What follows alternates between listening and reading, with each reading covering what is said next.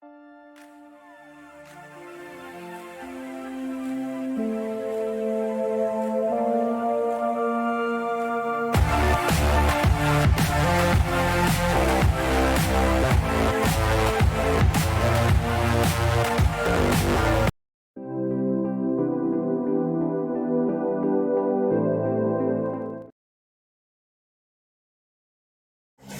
buenos días, qué hermoso día, poco caluroso, pero hermoso.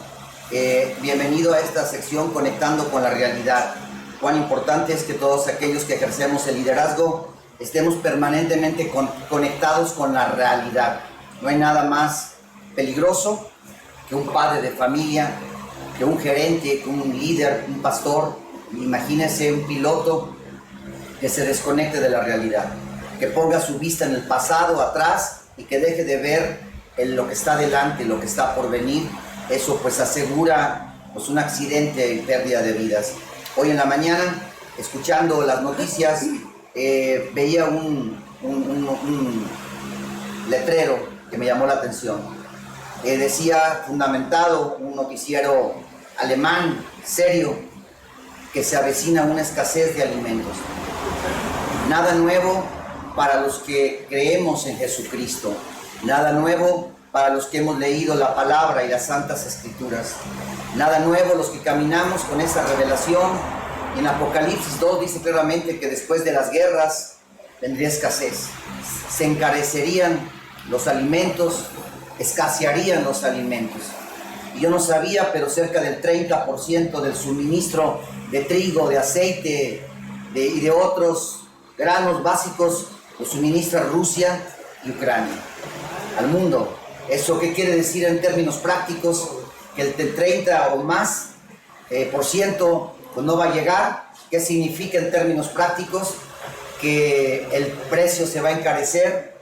Y si usted le suma esto a que hoy hay un problema en China, en Inglaterra, en los Estados Unidos, en Canadá, en todos lados, del movimiento, cómo transportar tanto el alimento como los productos de un lado a otro, eso le mete otro elemento más de presión y de complicación. A los hijos de Dios no nos debe preocupar, siempre y cuando seamos hombres y mujeres sabios y prudentes, hombres y mujeres que hayamos construido graneros, que hayamos hecho como lo hizo José el soñador, depósitos al alfolí, para que cuando venga el tiempo de la escasez, del encarecimiento desproporcionado de los alimentos, de los básicos, pues estemos debidamente preparados. Hijo de Dios, llegó el momento de no solamente oír una palabra profética, llegó el momento de oír y de poner inmediatamente por obra una palabra profética. Si hoy usted está desconectado de la realidad, yo le digo en el nombre del Señor y en el amor de Cristo, conéctese con la realidad. Esto está realmente sucediendo y esto afecta a buenos y a malos. A los malos buenos no les afectará si y solo si hayamos sido por el Espíritu obedientes al diseño de Dios para estos tiempos.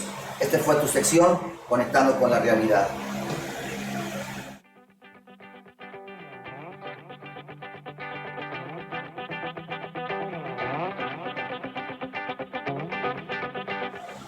Bienvenidos a esta transmisión de transformación vital.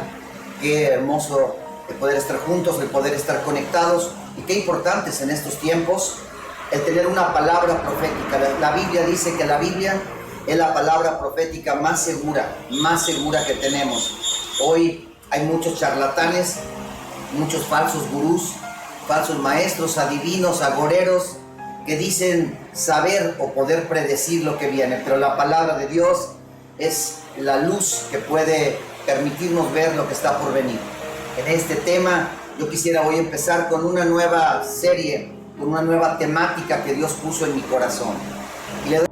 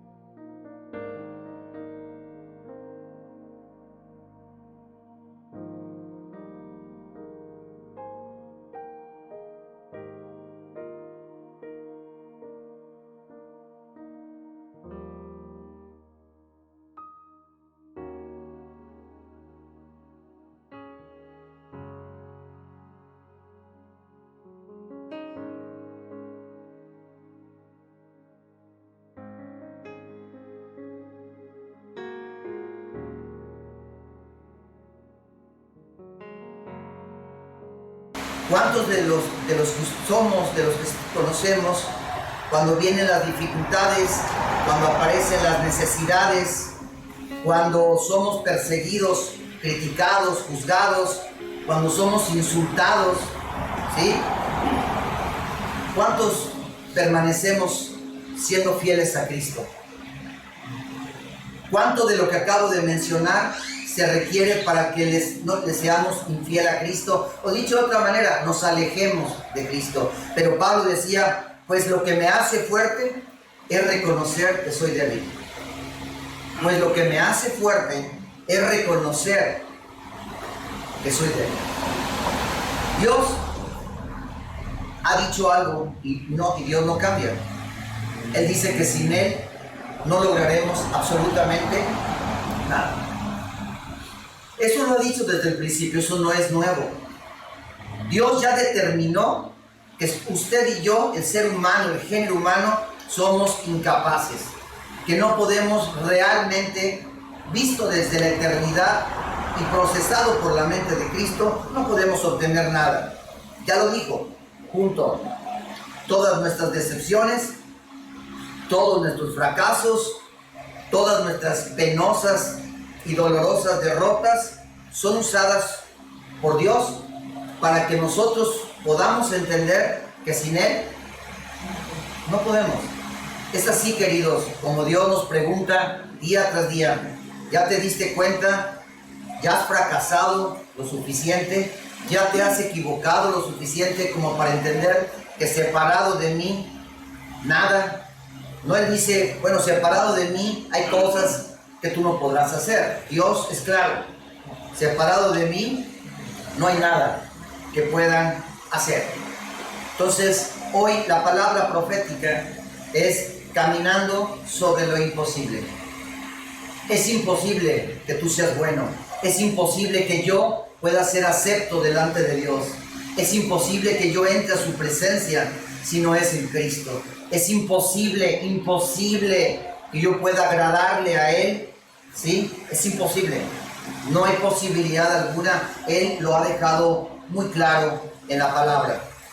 Yo quiero basar la palabra de Dios de cómo caminar en lo imposible en el Evangelio de Mateo, capítulo 14, del verso 22 al 34, bajo la guianza y la tutela del Espíritu Santo. Hoy vamos a extraer principios, sabiduría y luz para que nos ayuden a caminar sobre todos los imposibles que puedan estar aconteciendo en tu vida o que estén por venir a tu vida. Inmediatamente, dice la palabra después, Jesús insistió en que los discípulos regresaran a la barca y cruzaran al otro lado del lago mientras Él enviaba a la gente a casa. Después de despedir a la gente, subió a las colinas para orar a solas. Mientras estaba ahí solo, cayó la noche. Mientras tanto, los discípulos se encontraban en problemas, lejos de tierra firme, ya que se había levantado un fuerte viento y luchaban contra grandes olas. A eso de las 3 de la madrugada, Jesús se acercó a ellos caminando sobre el agua. Cuando los discípulos lo vieron caminar sobre el agua, quedaron aterrados, llenos de miedo, y dijeron, es un fantasma. Pero Jesús de inmediato les habló y les dijo, no tengan miedo, tengan ánimo, yo estoy aquí. Entonces Pedro lo llamó, Señor, si realmente eres tú, ordéname que vaya hacia ti caminando sobre el agua. Sí, ven, dijo Jesús. Entonces Pedro se bajó por el costado de la barca y caminó sobre el agua hacia Jesús. Pero cuando vio el fuerte viento y las olas, se aterrorizó y comenzó a hundirse. Sálvame, Señor, gritó. De inmediato Jesús extendió la mano y lo agarró. ¿Tienes tan poca fe?, le dijo Jesús. ¿Por qué dudaste de mí? Cuando subieron de nuevo a la barca, instantáneamente el viento se detuvo. Entonces los discípulos lo adoraron y le dijeron: de verdad, realmente tú eres el Hijo de Dios. Después de cruzar el lago, arribaron a Genezaret. Que Dios bendiga su palabra. Para empezar, algo sucedió a las 3 de la mañana. A las 3 de la mañana comenzaron, dice la escritura que acabamos de leer, que los discípulos, la gente que estaba en la barca, en la iglesia, siendo entrenada, siendo discipulada, dice que se encontraban en problemas. ¿A qué hora? A las 3 de la mañana. Las 3 de la mañana se considera un momento en la noche de fuerte actividad demoníaca. Inusualmente se debe a que en las 3 de la mañana también significa que el sol ya hace mucho se metió y faltan varias horas para que salga el sol nuevamente o amanezca. También las 3 de la mañana es el punto donde el sueño es más profundo, donde es más difícil despertar a alguien. Y también es muy importante entender que a las 3 de la mañana es el tiempo de pecado, es las 3, se supone que es la hora donde murió Cristo en la cruz, las 3 de la tarde, y el diablo, para mofarse a las 3 de la mañana, que es lo opuesto, es cuando se intensifica la actividad demoníaca. A las 3 de la mañana los discípulos se encontraban en problemas. ¿Cuántas veces nosotros creemos que mañana que volvamos a abrir los ojos serán las cosas como todos los días son? Nunca consideramos que ese día me va a dar un infarto. Nunca consideramos que ese día alguien cercano a mí, amado por mí, respetado por mí, va a sufrir un accidente. Nunca consideramos que el próximo día las cosas en mi vida van a cambiar diametralmente. Los discípulos se encontraban en problemas. Los problemas, querido, dice la Biblia, que se encontraban en problemas número 1 porque estaban lejos de tierra firme. Es decir, a las 3 de la mañana ya estaban tan lejos de la orilla, pero estaban también lejos de su destino. Como decimos vulgarmente, estaban a medio camino. Es decir, llegar a su destino era el mismo esfuerzo que regresar al punto de partida. Cuando estamos lejos de tierra firme, es cuando ya hemos perdido el control de todo. Al hombre, al ser humano, nos gusta tener el control.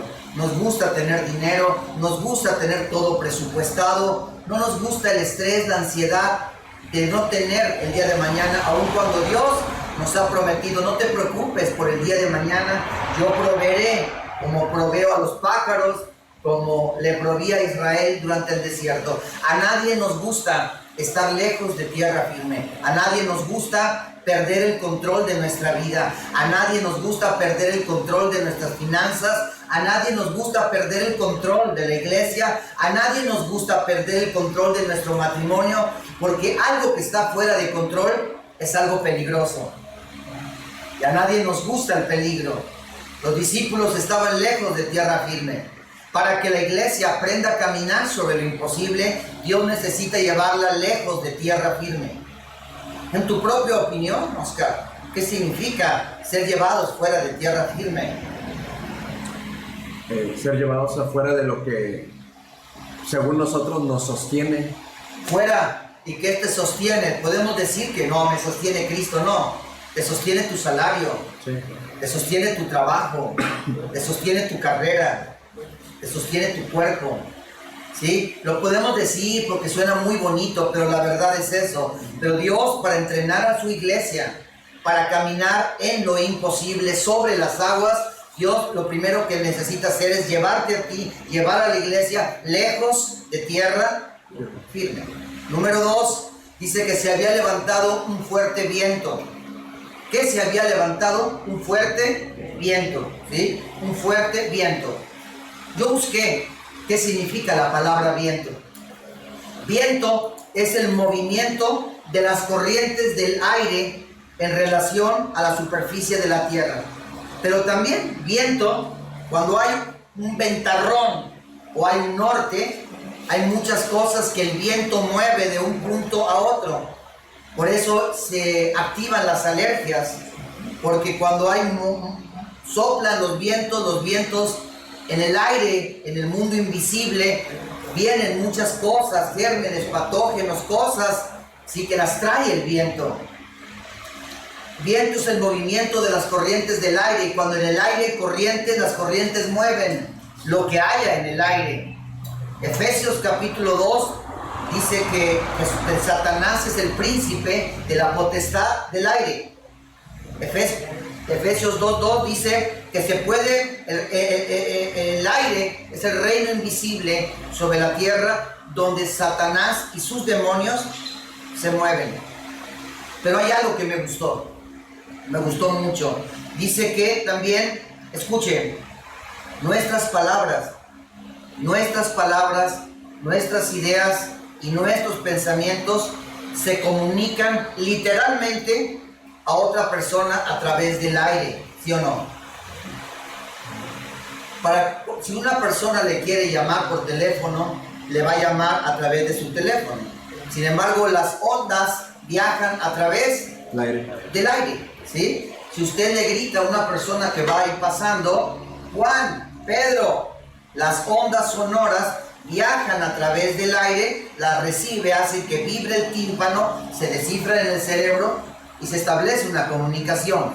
Entonces, a través del aire viajan nuestras ideas, nuestros pensamientos en forma de palabras, en forma de sonidos, ¿sí? Y se comunican literalmente de una persona a otra a través del aire. Muchas veces los aires están muy viciados, ¿no es cierto? Cuando un padre le grita a un hijo, cuando un esposo le dice cosas fuertes a su esposa, se levantan fuertes vientos.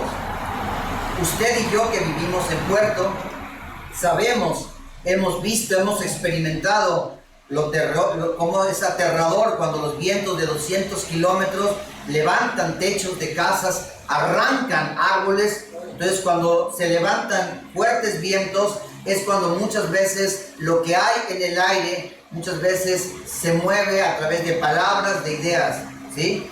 Y algunas de las cosas que decimos pueden afectar malamente a otro. Muy bien. Dice la Escritura, queridos, que la iglesia, el equipo discipular de Cristo, se encontraba en graves problemas por los fuertes vientos, por las grandes olas. Ellos temían por su vida, se encontraban en grandes problemas, ¿sí? ¿Qué es un problema? La gente decimos tener problema, pero no consideramos que la gente nos hemos convertido en un problema. Para Dios la gente no tiene problemas, para Dios la gente es un problema. Para Dios la gente no dice mentiras, para Dios la gente se ha convertido en una mentira, en una sociedad hipócrita que fingimos ser alguien que muchas veces en realidad no lo somos. Un problema es el conflicto que surge cuando te desvías de lo que realmente eres, ¿sí? Entre lo que eres y lo que debes de ser. Dios dice que debes de ser una persona, pero desde niño comienza un grado de desviación y automáticamente comienzan los conflictos a aparecer. Desgraciadamente, cuando un niño ingenuo, si no tiene un padre y una madre que son sacerdotes, maestros, profetas, evangelistas y apóstoles en el hogar, que eso es muy escaso hoy en día, ese niño, al entrar en contacto con el mundo adulto, con las tradiciones, con la cultura, con la forma de pensar de los padres, después en la escuela, con los amigos, con las nuevas ideologías que surgen todos los días, la mayoría de ellas en contra de Dios, se va a haber una desviación entre lo que Dios dice que debiera ser ese niño y en lo que ese niño realmente se convierte. Y sin darnos cuenta, ese niño se va convirtiendo en un conflicto. Y los padres se dan cuenta cuando el niño a tempranas edades entra a la escuela. Y los maestros comienzan a llamar cada semana al papá. Le dice, señor, señora, su hijo es un problema. Algo que decimos comúnmente es un niño problema. Dicho de otra manera, es un niño que se convirtió en un problema porque sufrió una desviación entre el debiera ser y entre lo que es o en lo que realmente se convirtió. Si hoy la humanidad, la vida se ha convertido en un conflicto, es porque nos hemos desviado. No lo digo yo, lo dice Romanos capítulo 3, por cuanto, ¿quién se desvió? Todos. Por cuanto toda la humanidad se desvió, ¿sí? Dice, no hay uno solo. ¿Cuántos? Ni uno solo que haga lo bueno. Para Dios todos son malos. Para el hombre tenemos nuestros criterios y muchas veces le decimos bueno a lo malo y malo a lo bueno. Entonces, como les decía, fue el pecado lo que provocó que nos desviáramos del diseño original y que nos convirtiéramos en un problema. Muy bien. Entonces, decíamos que los discípulos, al estar experimentando un problema, ¿cómo se siente usted cuando se encuentra en problemas? Angustiado. Angustiado. Angustiado. Desesperado. Enojado. Triste, frustrado, molesto. Y cuando tú te le acercas a una persona triste, angustiada, deprimida, frustrada, esa persona no es que sea mala, es que esa persona está pasando por un problema y almáticamente no se siente bien, su estado emocional está contaminado, está alterado. Bien, entonces los discípulos, ¿cómo estaban? En problemas. Para que Dios pueda tener oportunidad de formar a Cristo en la iglesia o en su cuerpo, necesita llevar a la iglesia lejos de tierra firme. Y lejos de tierra firme, ¿qué es lo que va a surgir? Los vientos, las olas, o dicho de otra manera, los problemas. Las cosas no van a suceder como según tú debieran estar sucediendo, y eso va a robar nuestra paz, y eso nos va a llevar a situaciones emocionales delicadas. Estaban ellos luchando en el problema que estaban viviendo los discípulos, y dice que de repente Jesús estaba ahí. ¿Cuántas veces hemos estado en un problema, en un súper problema, y estamos orando a Dios? Señor, ¿dónde estás? Señor, no te oigo, no te veo. He orado por semanas, he orado por meses y no te oigo, no tengo una respuesta. Los discípulos, estoy seguro que los discípulos habían hecho lo mismo. Cuando alguien se encuentra en problemas y en graves problemas, lo primero que hacemos es voltear hacia arriba y orar a Dios. ¿Sí o no? Sí. Sin embargo, Dios estaba ahí, pero ellos no lo veían. Jesús ya había caminado sobre el agua, Jesús ya se había acercado a ellos, Jesús ya estaba tan cerca de ellos que ellos lograron verlo. Sin embargo, ellos se aterraron, tuvieron mucho miedo porque ellos creyeron que era un fantasma. Lo dice, no lo digo yo, lo dicen las Santas Escrituras. ¿Tú crees en fantasmas? ¿Tú crees en fantasmas? Porque ellos creyeron que era un fantasma, ellos creían en fantasmas, lo que dice la Escritura, creyeron que era un. Entonces quiere decir que ellos creían en fantasmas, porque la cultura griega, que era donde ellos estaban, está lleno de cosas, de fantasmas, mitológicas, fantásticas. Entonces ellos estaban influenciados por las ideas o las enseñanzas griegas. ¿Qué es lo que la iglesia creía que estaba enfrente de ella? Un fantasma. Cuando tú ves un fantasma o lo que hemos aprendido, lo que hemos leído, lo que hemos visto, es que es un fantasma, es un Gasparín, alguien con una sábana blanca, un espectro, ¿sí? Que va flotando ahí por el aire, ¿cierto o no? Sin embargo, esto nos da una idea de cuántas veces tenemos conceptos mal formados en la cabeza. Entonces, si tú tienes conceptos equivocados en tu cabeza, cuando tú oyes la Escritura, tú los interpretas de una manera errónea.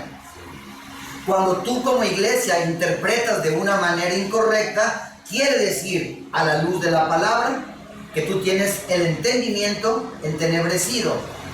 ¿Estamos de acuerdo? Un fantasma no es un espectro. El diccionario define la palabra fantasma como una ilusión. Un fantasma, ¿qué es? Una ilusión. una imagen formada en la mente de alguien de algo inexistente. Por favor, tenga esto muy importante. ¿Qué es un fantasma? Una ilusión. ¿Qué es un fantasma? Es una imagen que alguien te formó de algo que no existe. Punto. Que algo que no es real y que puede ser debido a la imaginación de alguien. Eso es un fantasma. ¿Qué les hizo a la iglesia? ¿Qué provocó que al equipo discipular de Cristo vieran, en lugar de ver a Cristo como persona real caminando sobre las aguas en su total señorío y majestad? ¿Por qué nos hizo pensar que era una ilusión? ¿Por qué no lo lograron ver? Porque en su cabeza estaba llena, día conmigo, de ilusiones. Las congregaciones evangélicas están llenas de gente, día conmigo, ilusionada. ¿Qué es lo que hace mucha gente perversa para usar y manipular a la gente? Día conmigo, ilusionarla. ¿Qué es una ilusión? Vamos al diccionario. Es un concepto que no es real. Es un concepto que no es real. Le hacen creer a la gente conceptos que para esa gente no es real. Una gente no va a resucitar si Cristo, todo lo que está profetizado en la Biblia es real para alguien en la medida en que Cristo sea real en el corazón de alguien.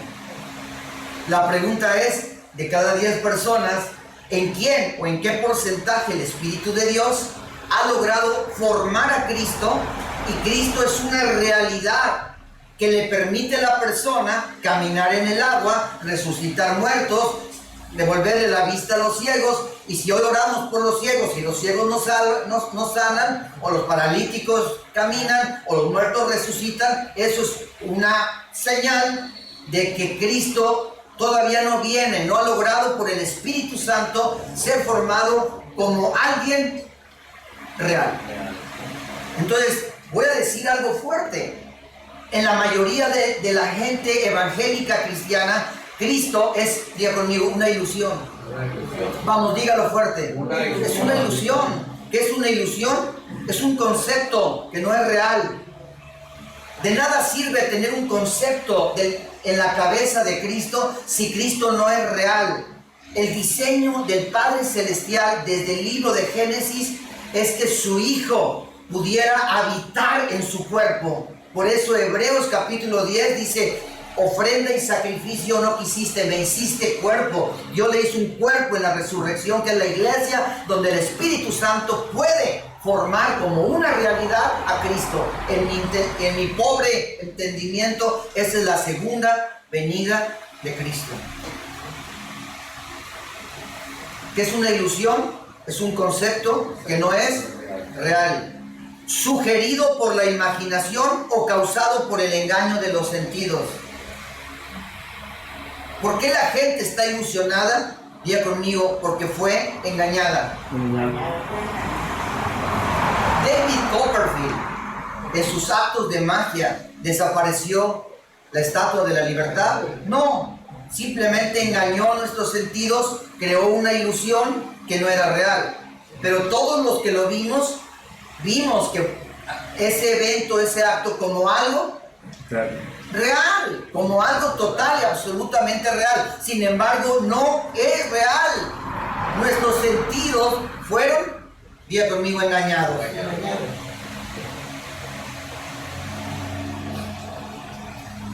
Escuche esto.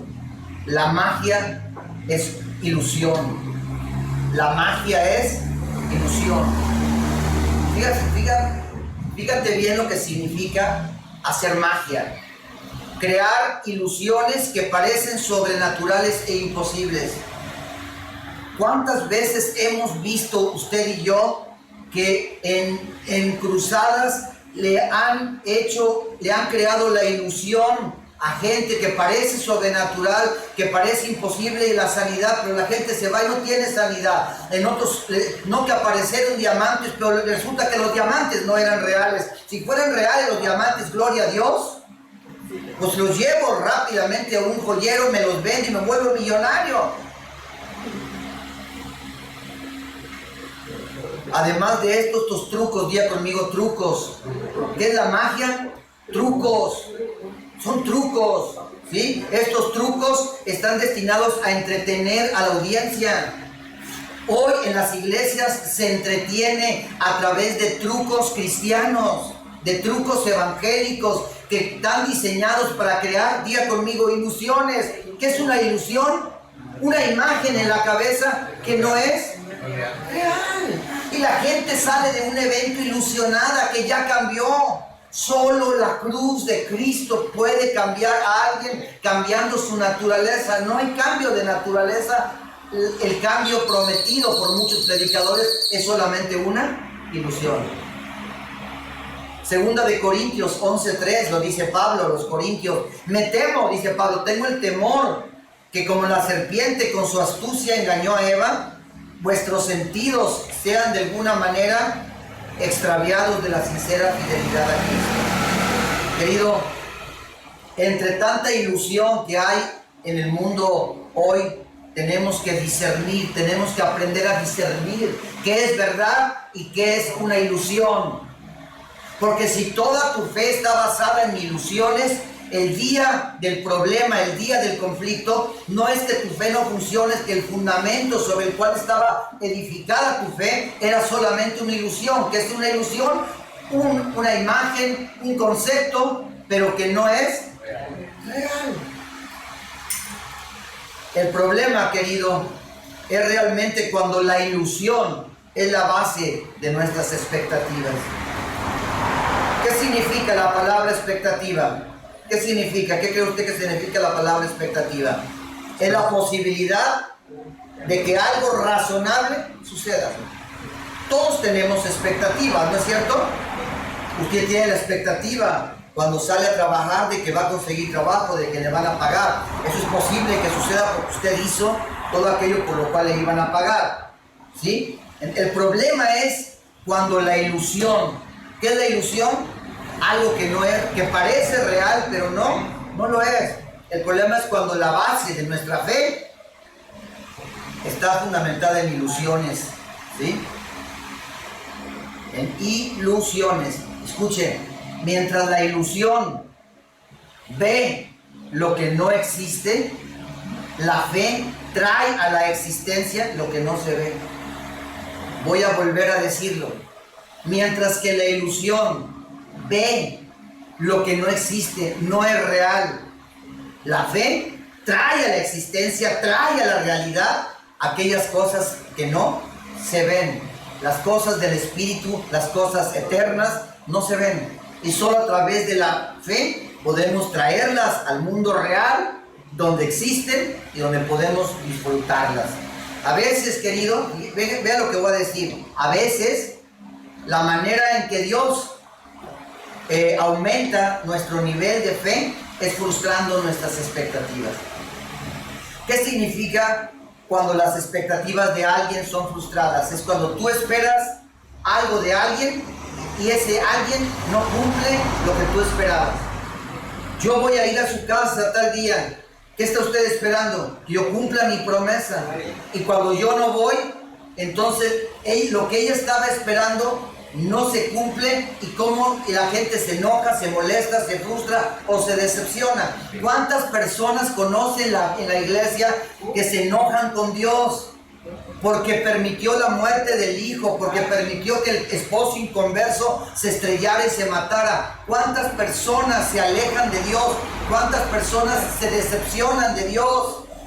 En 30 años que tengo, muchas. ¿Por qué? ¿Cuál es la razón? Porque esas personas, su fe no está fundada, ¿sí? Está fundada con ilusiones.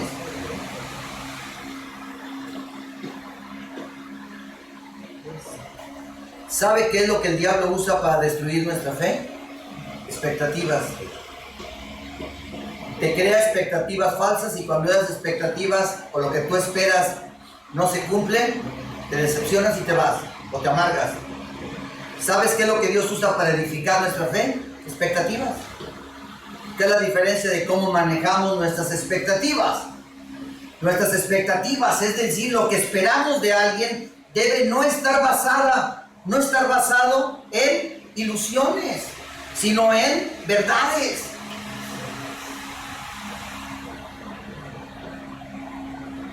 Escuchen, lo que hace válida una expectativa. ¿Qué es lo que tú esperas para mañana? ¿Qué es lo que tú esperas para la semana que entra? ¿Qué es lo que tú esperas de Dios? ¿Qué es lo que tú esperas de la iglesia? ¿Qué es lo que tú esperas de tu esposo? ¿Qué es lo que tú esperas de tu hermana? ¿Qué es lo que tú esperas de tu primo? ¿Qué es lo que tú esperas de algo o de alguien?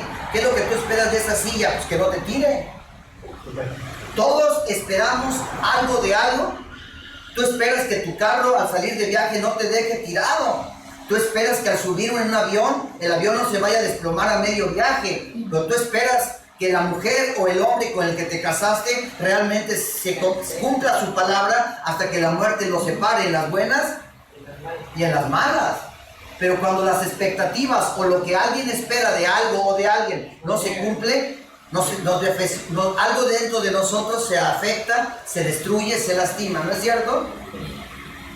Entonces, ¿qué es lo que tenemos?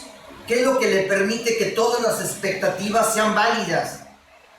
Diga conmigo, el conocimiento. Dice, hoy estaba viendo una campaña política. Yo no les creo absolutamente ninguna campaña ni a ningún político. No les creo ni el 90 ni el 1.2, ¿sí? Decía, si tú conoces a esta persona, ¿lo dejarías entrar en tu casa? Si tú conoces a esta persona, ¿le prestarías tu carro? Si tú conoces que una persona tiene una mala reputación, tiene malos antecedentes, ¿te asociarías con ella? No, ¿por qué? Porque tus expectativas o lo que tú esperarías de esa persona, pues su reputación le precede. Alguien que es un delincuente, pues va a delinquir contigo y con el que se le ponga enfrente. Y si te relacionas o te unes con un adúltero, ¿qué esperas? ¿Cuáles son tus expectativas o tus posibles expectativas? ¿O qué puedes esperar de un adúltero? Pues que adultere. Entonces, ¿qué es lo único que puede validar que tus expectativas, que lo que tú estás esperando sea real, sea válido, sea verdadero? Diga conmigo, el conocimiento. Es muy peligroso, iglesia, esperar algo de alguien que no conocemos.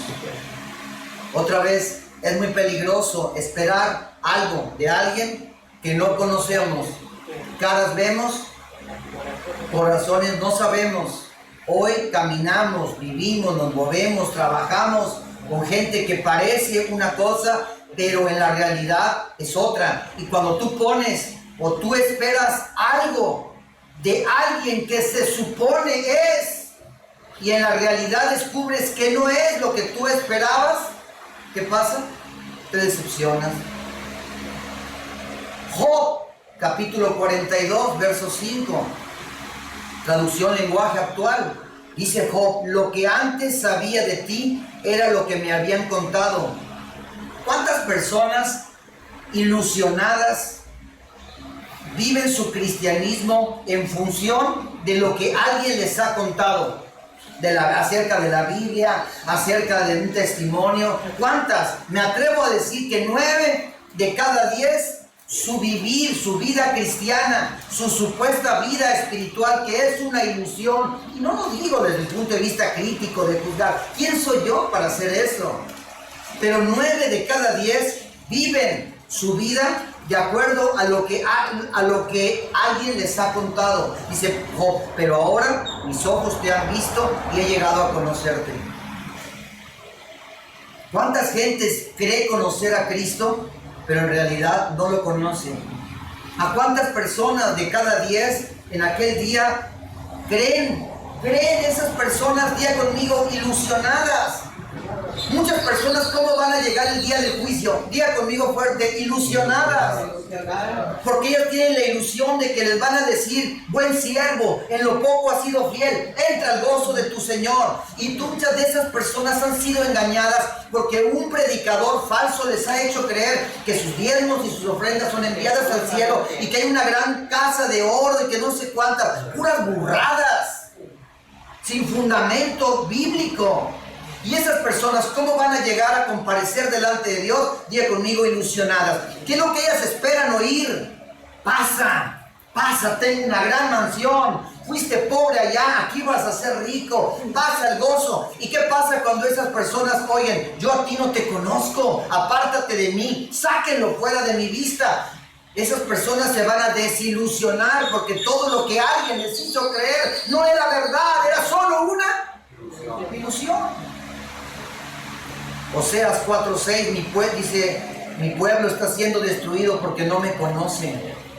¿Cuánta gente cree conocer a Cristo pero no le conocemos? Yo creí conocerle a Cristo y no le conocía. Yo prediqué de un Cristo del cual había oído, del cual me habían contado, pero nunca prediqué un Cristo que mis ojos hubieran visto, que por su gracia Él me permita conocer. Desgraciadamente a ese Cristo solamente se le puede conocer cuando el Espíritu Santo nos lleva lejos de tierra firme. Oseas 4:6, mi pueblo está siendo destruido porque no me conoce. Pero escuche, así como ustedes sacerdotes, una palabra a los pastores, así como ustedes sacerdotes se niegan a conocerme. ¿Ven lo grave que está esto? ¿Esto quién lo está diciendo? Dios. Así como ustedes, sacerdotes, pastores, profetas, que predican muy bonito, ustedes se niegan a conocerme. Desde yo me niego a reconocerlos como mis sacerdotes. Y si un pastor o un sacerdote no conoce a Dios, pues un ciego no puede guiar. Entonces, un ciego a dónde lleva a otro ciego? Al hoyo.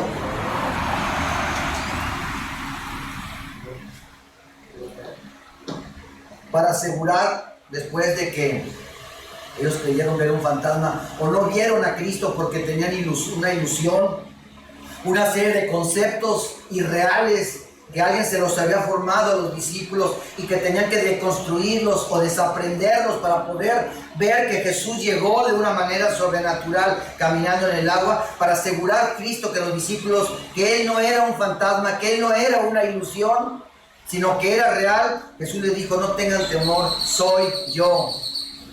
Soy yo. No tengan temor, soy yo. ¿Cómo pasar de lo ilusorio a lo real? La palabra yo soy significa ser o existir. Yo soy significa ser o existir. La pregunta es, ¿qué tan real es? ¿O en realidad existe Cristo en tu corazón? ¿Tú crees que solamente porque pasaste a hacer una simple oración el día que te convertiste a Cristo, ya? Sí, comenzó a existir, pero de la misma manera como cuando un óvulo entra en contacto con un espermatozoide y da una prueba de embarazo y dice, sí, estás embarazada, ha nacido un nuevo ser, pero ¿qué hay ahí? Nada. La medida es imperceptible, no es nada. Tienen que pasar un tiempo, 9 meses, para que lo que empezó siendo nada, siendo profetizado como una vida que había comenzado, pero no se podía ver ni siquiera con microscopio. Así es la vida cristiana. Y muchas personas se les ha hecho creer indebidamente que por haber hecho una oración, ¿sí? Ya Cristo es real en su corazón. Y eso no es cierto. ¿Qué tan real es Cristo en el corazón? Tuyo, mío, nuestro. ¿Sí? ¿Qué tan real es el yo soy? ¿Qué tan real? Voy a hacer 3 preguntas nada más. Cristo dijo 7 veces, yo soy el pan de vida, yo soy el agua viva, yo soy el camino, yo soy la verdad, yo soy la vida, yo soy la luz de este mundo, yo soy la resurrección. 7 veces. ¿Está bien? Pero voy a hacer 3 nada más. ¿Qué tan cierto para ti y para mí es que Él es el pan de vida? Voy a poner un criterio para poder contestarla. Si hoy al pueblo cristiano le pusieran una mesa el domingo en la tarde en el edificio de nuestra congregación, va a haber tamales, tortas, dulces para los niños, nieve, ¿sí? Piñatas. Pero hermanos, a la mañana A las 9 hay reunión y a las 6 de la mañana hay oración. El pan de vida se va a impartir aquí en la mañana. Aquí es comida chatarra. ¿A dónde iría el 80% de la gente? En la tarde. Y despreciaría el pan de vida porque no conocemos el pan de vida, porque no lo conocemos como realidad, porque una persona que estamos insatisfechas, vivimos insatisfechas, llenas de vacíos dentro de nosotros, buscándolos llenar con cosas, es que no hemos conocido el pan de vida. Si todavía nosotros andamos por caminos de muerte, donde emprendemos y nos va mal en lo que emprendemos, es que no hemos conocido el camino. Porque hay muchos caminos que a ti y a mí nos parecen buenos, pero su final es muerte. Entonces, ¿qué tanto es real Cristo? ¿Qué tanto el Espíritu Santo ha logrado formar a Cristo en tu vida, en tu corazón y en el mío? ¿Qué tanto? ¿Qué tan real es esta experiencia?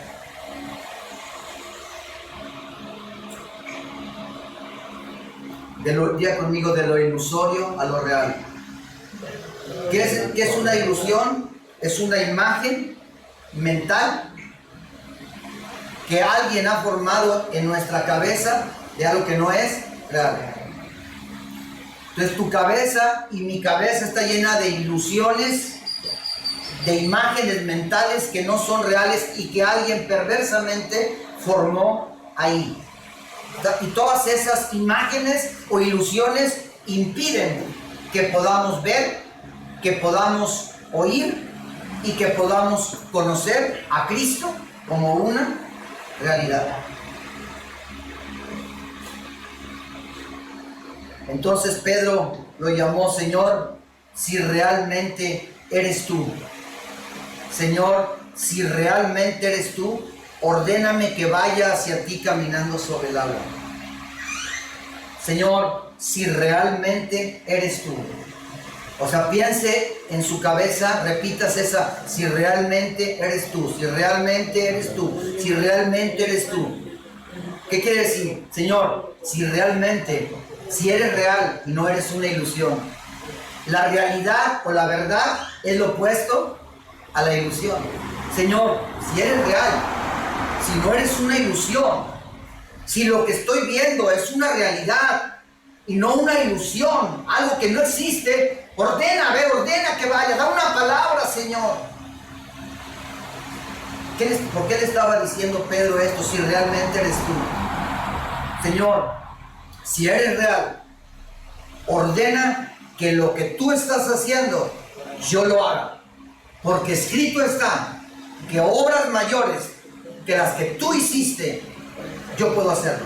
Si estoy lleno de ilusiones, por más que me esfuerce, nunca podré hacer lo que tú hiciste. Pero si tú eres real, si realmente tú eres real en mi corazón, si tú no eres una ilusión en mi cabeza, sino una realidad en mi corazón, Señor, dame una palabra. Dame una palabra. Y quiero que la palabra sea que yo pueda hacer esto que parece imposible, que yo pueda caminar sobre lo imposible. Todos estamos viviendo algún tipo de situación imposible hoy. En la salud, en la familia, en las finanzas, en el trabajo, personalmente. Todos estamos viviendo algún tipo de conflicto, algún tipo de problema que tarde o temprano nos lleva a un camino sin salida. Y ahí es donde nos encontramos, en la zona de lo imposible, donde somos incapaces, impotentes, donde no tenemos la fuerza. Por más que intentamos, por más que nos esforzamos humanamente hablando, estamos arrinconados, estamos atrapados, y si no sabemos caminar sobre lo imposible, no hay manera, no hay posibilidad de que logremos salir de ahí. Todo lo que está escrito en Apocalipsis, piénselo por un momento, ¿no está diseñado para arrinconar a la iglesia? ¿Sí o no? Desde el libro de los Hechos, cuando empezó la iglesia primitiva, ¿qué empezó? Una persecución. ¿Y qué logró la persecución? ¿Qué buscaba la persecución? Diga conmigo: arrinconar a la iglesia. ¿Lo logró? No. La iglesia caminó sobre lo imposible. La iglesia, el César loco y perverso quería arrinconar y destruir la iglesia, pero los hermanos preferían morir abrazados. Preferían morir quemados que negar a Cristo. ¿Lo logró arrinconarlos? No. Ellos caminaron sobre lo imposible. Imposible para los hombres, pero posible para Dios. Todo el diseño satánico revelado en el libro de Apocalipsis es para perseguir y arrinconar a la iglesia y meterle tal nivel de presión que a la iglesia o a los que se creen ilusoriamente ser iglesia no les quede el día que venga el sello, el día en que tengamos que decidir como Daniel, como los amigos de Daniel: o te doblas o te aviento al horno de fuego, o dejas de orar o te aviento a un foso de los leones. Ese día será puesta a prueba nuestra fe, y si no sabemos caminar sobre lo imposible, será imposible que logremos salir de esa situación que humanamente no se puede. ¿Sí me entienden?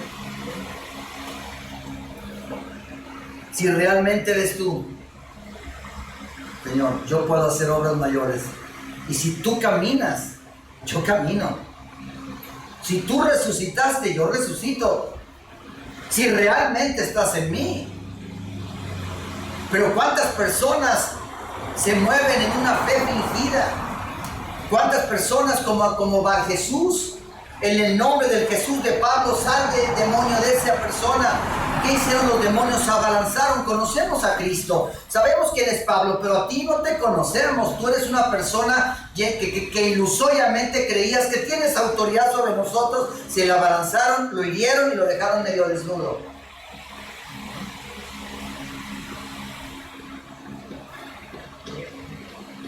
La palabra profética, Señor, si realmente eres tú, dame una palabra.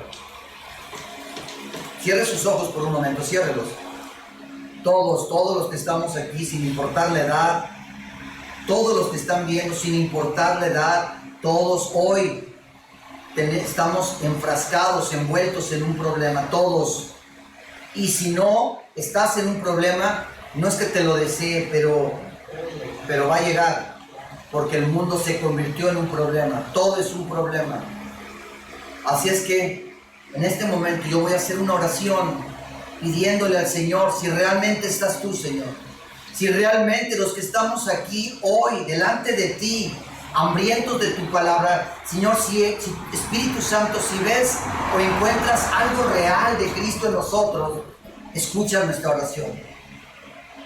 Padre, porque audítanos a los que estamos aquí, empezando en mí. Busca en mi corazón si hay algo que sea real de Cristo. Busca en mi corazón, escudriña, examina mi corazón si tu Santo Espíritu ha logrado formar algo de Cristo que sea real en mi vida, que sea real en la vida de ellos, Señor.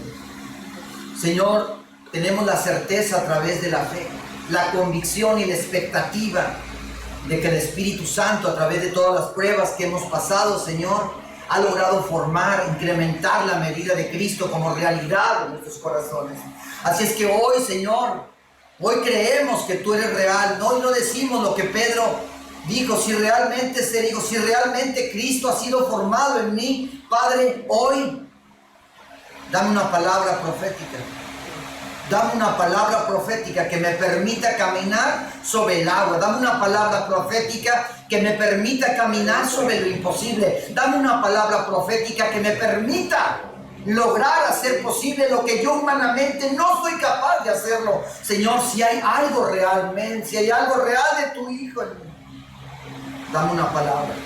Que no pase, Señor, que no pase estos minutos, que no pase este tiempo sin que mis oídos, Señor, puedan oír tu preciosa voz, porque la gente con una ilusión, basados en una ilusión, en una imagen que no es real, todos dicen oírte, Señor, pero el oírte es un milagro, y los milagros hoy raramente suceden, porque oír a Dios solamente es cuando el Espíritu Santo dice a través del Hijo: ábrete, Efrata, y nuestros oídos se abren y logran escuchar tu voz. Oh Dios, que hoy podamos escuchar tu voz. Danos una palabra profética Que esa palabra nos permita caminar sobre las aguas, caminar sobre lo imposible. Voy a dar un minuto, escucha a Dios, voy a callarme.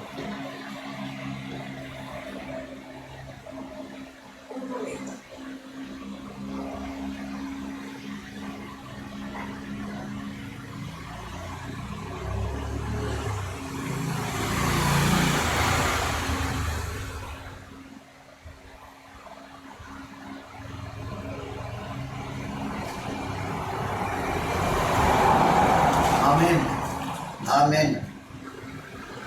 Amén. Dios le dio una palabra. Pedro le dijo, Señor, si realmente es tú, si hay algo de real y no eres una ilusión lo que estoy viendo parado sobre las aguas, dime algo y que la palabra me permita, me empodere a hacer obras mayores que las que yo solamente he oído toda mi vida de cristiano, pero solamente las he oído, nunca se han hecho realidad en mi vida. ¿Y cuál fue la palabra que salió de la boca del Señor? Ven. ¿Cuál fue? Ven. Yo no sé si escuchaste un versículo, no sé si escuchaste una voz, pero la palabra profética que salió de la boca de Dios cuando Pedro se la pidió fue, diga conmigo, ven. Ven es un llamamiento. Ven. El que tenga hambre y tenga sed de mí, ¿qué? Venga, venga. Si alguno, todo está dispuesto en las bodas del Cordero, la comida, la bebida, la salud, todo. El que quiera, venga. El que quiera, venga. ¿Cuál fue la palabra? Ven. Pero la iglesia, la congregación religiosa cristiana ha creado ilusiones en el pueblo, ¿sí? Y le ha hecho creer que la iglesia tiene que ir. Y la iglesia tiene que aprender a ir a Cristo. Cristo no va a ir a la iglesia. Cristo ya se acercó una vez hace 2000 años, ¿sí? Y sembró. Ahora nosotros tenemos que tomar la iniciativa y obedecer la línea de Dios. Obedeció la palabra profética que era ven. La palabra profética trae luz. La luz trae visión o una nueva perspectiva. ¿Qué fue lo primero? ¿Qué fue lo primero que tuvo que hacer Pedro para caminar en el agua? Tener una palabra profética. Siempre la palabra profética es una invitación del cielo a abandonar la tierra firme. Abandonar tu zona de comodidad. Pero hoy estamos llenos de gente, ya conmigo, cobarde. ¿Sabe usted que la Biblia pone el cobarde al mismo nivel que el incrédulo, que el fornicario, que el adúltero? ¿Sabe usted que un cobarde para Dios no va a entrar al reino? ¿Lo sabe? ¿Por qué la gente se acobarda? Porque no quiere ir. No quiere ir a las profundidades, no quiere dejar la tierra firme, no quiere dejar su zona de comodidad, no quiere tomar riesgo. ¿Por qué? Porque no cree, porque toda palabra es prometida por alguien, y si una palabra profética Dios nos la dio, Dios nos ha dicho, el cielo pasará, la tierra va a pasar, pero mi palabra, lo que yo te dije, jamás va a pasar, y se va a cumplir, porque se va a cumplir. Lo primero que tenemos cada domingo, ¿qué nos da Dios? Una palabra. Pero la palabra que Dios nos da es como si fuera una pastilla, es como si fuera una medicina. Voy a hacer una pregunta. Dios nos da una pastilla, una palabra profética, un ven, pero ¿nos la tomamos en la semana? ¿Meditamos en la palabra profética? ¿Realmente la palabra recibida el domingo la tomamos como un faro, como una directriz, como un elemento profético que es determinante para determinar un asunto de vida o de muerte? La respuesta es no. ¿En qué me baso para decir no? De que raras son las personas que profundizan, toman esa palabra para construir su semana, su mes, su trimestre, su semestre. porque en su cabeza hay muchas otras palabras que son más importantes que la palabra de Dios. Toda palabra que verdaderamente haya salido de la boca de Dios debe ser una palabra revelada, y toda palabra revelada que trae luz, y la luz nos permite ver como Dios ve. Dice que mientras Pedro vio a Jesús, no se hundió, pero cuando Pedro dejó de ver a Jesús, ¿qué pasó? Pedro se hundió en su temor, se hundió en la duda, se hundió en las pasiones, se hundió en el miedo, se hundió en toda la porquería, se hundió en el lodo. ¿Por qué se hundió Pedro? Vamos, dígame, ¿por qué se hundió? Porque dejó de ver ¿a quién? A Jesús. ¿Ahora qué significa? Llegó el momento de que en la iglesia tenemos que razonar, tenemos que pensar. ¿Qué significa ver a Jesús? ¿Ahí en el árbol? ¿O ahí abajo de esto? ¿Qué significa ver a Jesús? Tenemos que ponerle cierto nivel de practicidad a esto. Si no podemos darle principios a la iglesia que los incorpore a su vida cotidiana, la iglesia no tiene cómo hacerlo. ¿Qué significa ver a Jesús? Porque si no logro ver a Jesús, me voy a hundir. No importa qué tan verídica y poderosa sea la palabra profética. Si yo no logro verlo, si quito mi mirada de Él, me voy a hundir. ¿Qué significa?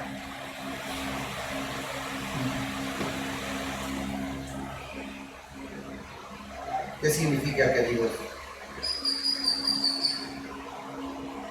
La palabra mirar. Mirar. Mientras Pedro miró a Jesús, no se hundió, caminó en el agua. Mientras Pedro no quitó su mirada de Jesús, caminó sobre lo imposible. ¿Sí o no? En el momento en que Pedro dejó de mirar a Jesús, se hundió. Perdió el poder para caminar sobre lo imposible. ¿Usted recuerda que cuando le preguntó Elías a Eliseo? Elías, un tipo de Cristo; Eliseo, un tipo de la iglesia. Una sombra, una figura.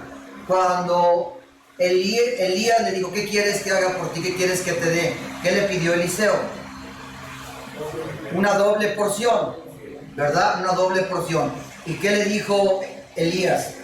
Cosa difícil has pedido, pero si me logras ver, en el momento en que se ha quitado, lo que tú quieres te será hecho. Y a partir de ese momento, Eliseo no quitó la mirada, no dejó de ver ni siquiera un minuto, ni un minuto quitó la mirada de Eliseo, porque sabía que en cualquier momento iban a bajar los carros de fuego del cielo y iban a quitar a su Señor. ¿Sí o no? Ni un minuto lo dejó de ver. Porque en lo que tú miras, lo que tú observas, lo que tú contemplas, es en lo que va a tener influencia, y en lo que vas a acabar o pareciéndote, convirtiéndote o transformándote. La palabra mirar, ¿en qué momento Pedro se hundió? Cuando dejó de ¿qué? De mirar ¿a quién? A Cristo. La palabra mirar en el idioma original tiene la idea de centrar nuestra mirada en alguien de confianza. Centrar nuestra mirada, poner nuestra mirada en alguien que es digno de confianza. ¿Tú eres digno de confianza? Si el destino eterno de Dios dependiera de ti, ¿crees que Dios confiaría en ti? ¿Eres alguien confiable? ¿Sí o no? ¿Dios es alguien confiable? ¿Pudo haberse bajado de la cruz? ¿Tenía suficientes argumentos para hacerlo? ¿Lo hizo?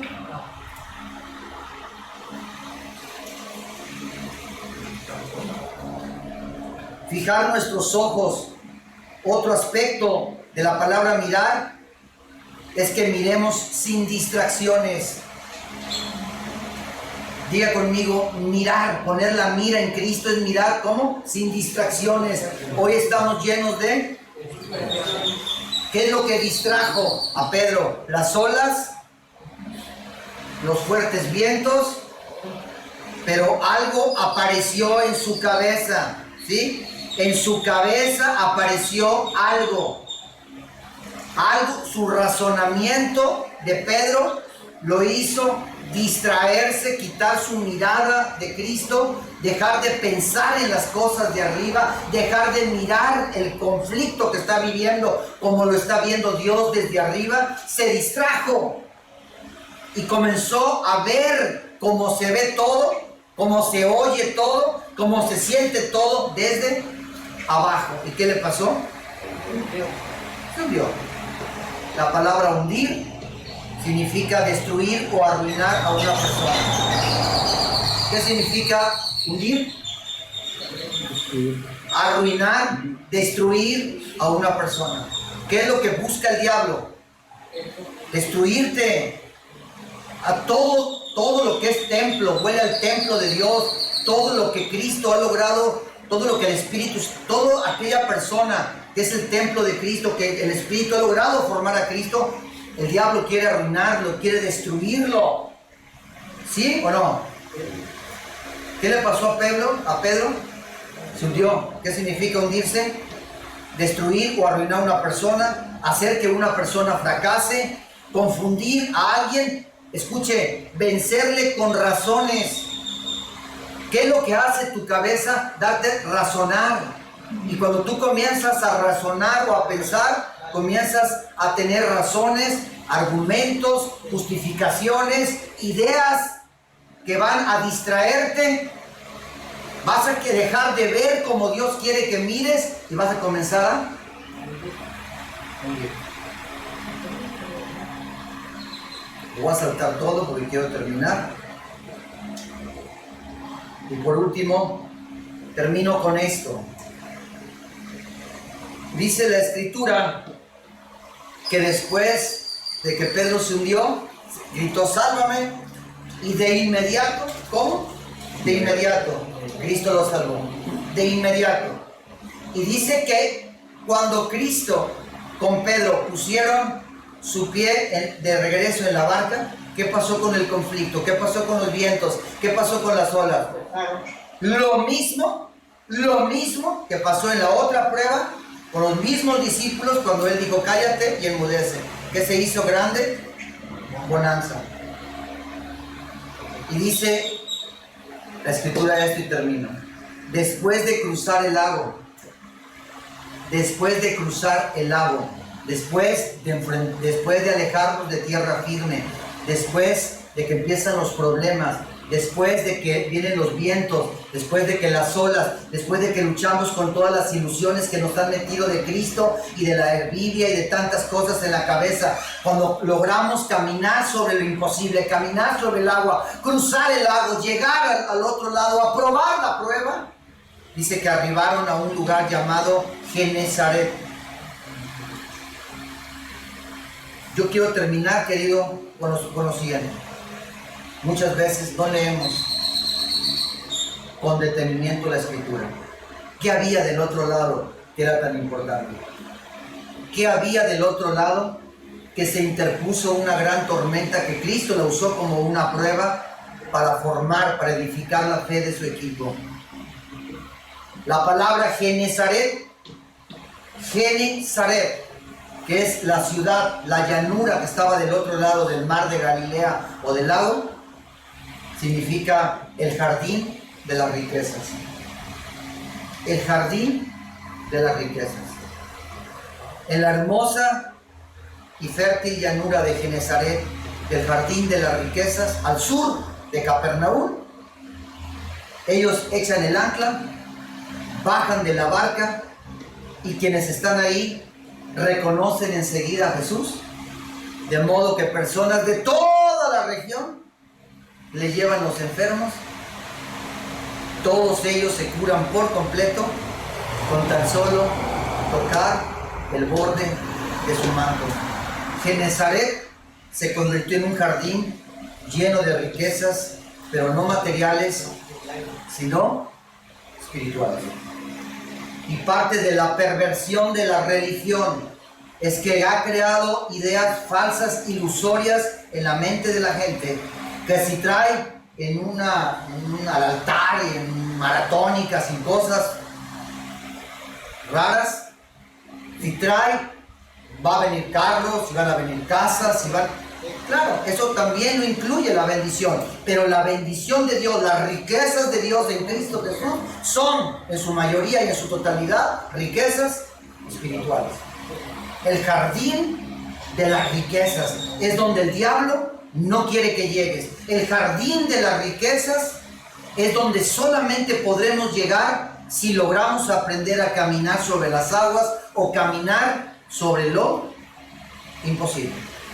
Y usted sabe, usted lo sabe, que era una mujer que tenía 12 años, que padecía de hemorragias y ¿y qué decía en su cabeza esa mujer? Si tan solo tocar el borde de su manto, ¿quién le dio esa palabra? El Espíritu Santo. Si tan solo tocar el borde de su manto. Querido, si hoy la iglesia moderna, la iglesia que vive y habitamos y existimos en el 2022, si tan solo tocáramos algo, aunque sea el borde del manto de Jesús, si tan solo tocáramos una parte de la realidad divina, una pequeña parte, pudiéramos ver cosas extraordinarias, pudiéramos pastorear a miles, a millones de gentes al jardín de las riquezas, donde niños pequeños, inocentes, con cáncer, sin medicinas, muriendo, pudiéramos pastorearlos ahí y no llenarlos con promesas, y cuando no se salen de nuestra iglesia y no se sanan es por su falta de fe o por los papás o por alguna otra razón. Pero aquí la evidencia en las escrituras es que todos los que venían a Jesús, todos eran sanados por completo. En el jardín de las riquezas hay sanidad. En el jardín de las riquezas hay paz, hay sabiduría. Diga conmigo sabiduría. Ya terminé. Sabiduría. ¿A dónde cree que fue José el soñador por la interpretación de los sueños de Faraón? Al jardín de las riquezas, a Genezaret.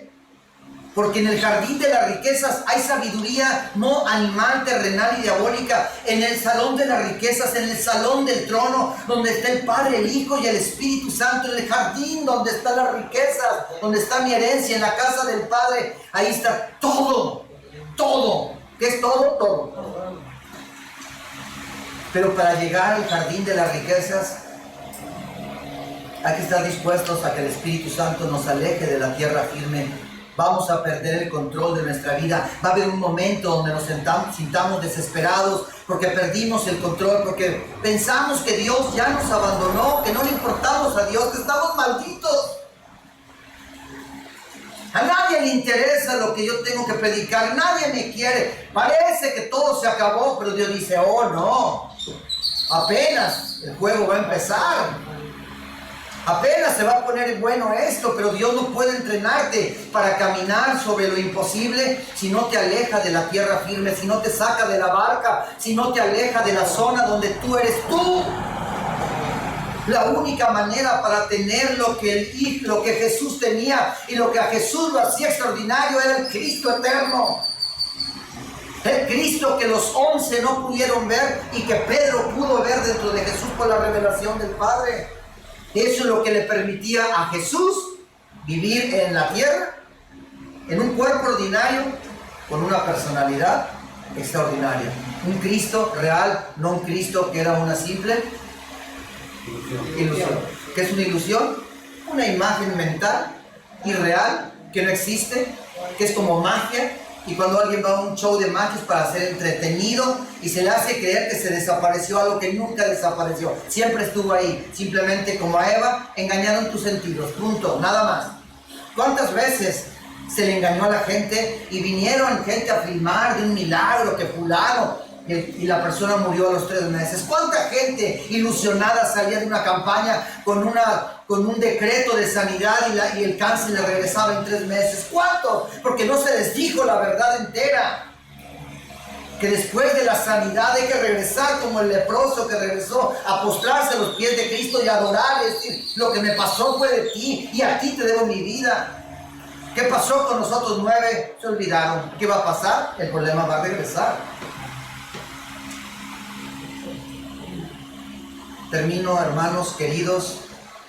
La iglesia va a ser perseguida, no lo digo yo, lo dice el libro de Apocalipsis.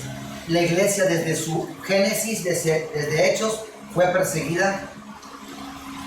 No, el diablo va a buscar arrinconarla, quitarle todo, para que la iglesia reneguemos, para que la iglesia apostatemos, para que la iglesia dudemos de Cristo, para que nuestra fe sea destruida, erosionada o debilitada. Y es cuando, si no aprendemos o aprendimos a caminar sobre el agua, y el caminar sobre el agua se limitó a una simple lección, algo que oí o que alguien me contó o que alguien predicó, querido, el día que tengas que caminar sobre el agua, una lección en tu cabeza no será suficiente. Gracias, están bendecidos, que Dios los guarde, que Dios los protege y que el Espíritu Santo los entrene a caminar sobre las aguas, a caminar sobre lo imposible.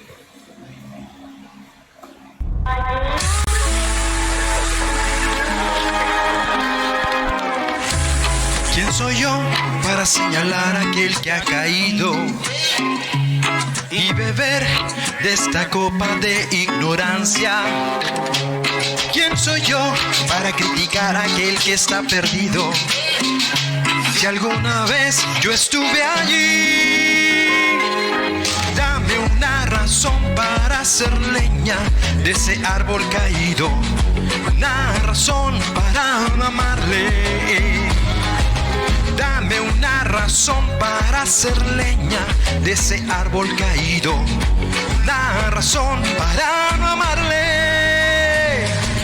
Sé luz, es lo que me pide Jesús, luz para alumbrar el camino del que está perdido y no se hunda en la tormenta. Y sé sal, y donde hay necesidad, sal para devolver el sabor de su gran amor y regarlo por la tierra.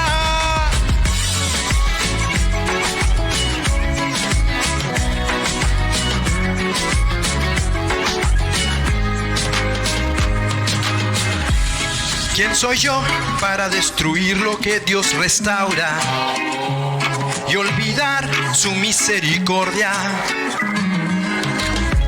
¿Quién soy yo para ignorar a aquel que está herido?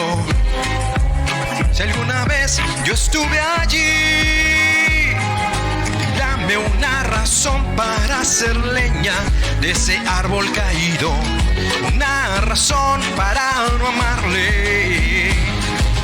Dame una razón para hacer leña de ese árbol caído, una razón para no amarle. Sé luz, es lo que me pide Jesús, luz para alumbrar el camino del que está perdido y no se hunda en la tormenta. Y sé sal, y donde hay necesidad, sal para devolver el sabor de su gran amor y regarlo por la tierra. ¿Quién soy yo para manchar lo que está limpio? Si alguna vez yo estuve en esa situación, prefiero no lanzar la primera piedra y no ser esclavo de mi propia acusación. No voy a bañar o a criticar lo que Cristo con su sangre poderosa ya limpió. No condenaré lo que Él ya redimió. Dame una razón para hacer leña de ese árbol caído, una razón para no amarle. Sé luz, es lo que me pide Jesús, luz para alumbrar el camino del que está perdido y no se hunda en la tormenta. Y sé sal, y donde hay necesidad, sal para devolver el sabor de su gran amor y regarlo por la tierra. Y sé luz, es lo que Jesús, luz para alumbrar el camino.